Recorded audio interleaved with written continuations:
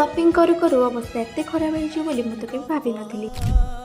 Hello hello मो मधु आपण मान स्वागत करुच्ची मोर गोटे नुआ मिनी ब्लॉग को। जेहेतु मोर मार्केट किसी काम था तो से रेडी होगी मो ऑटो बसी पलि मार्केट आठी मु फाइनाल जाए पहुँच जाइली मार्केट आ डेरी न करी मु जाई पहुँच जाइली आम साड़ी दुकान रे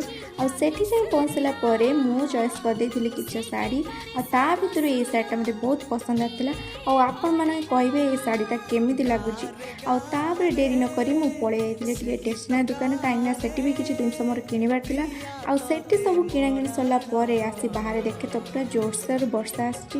आसी मोर किसी काम भी अधा सरी नाला से मुझे डेरी न करी पलि जाइली गोल्ड दुकान को। और गोल्ड दुकान में पहुँचला मत सिल्भर सब बहुत पसंद आसला तो यहाँ को मु पसंद करी रखिदे बाहरी पड़ी खावाई कहीं मुझे खाई नी मु डेरी न करी पहुँच जाइली फास्टफुड स्टल रे आठी जाई मु चाउमिन ऑर्डर कर देती आठी मोर खाଇବା सरिया भितर एठी की वर्षा माने विश्वास कर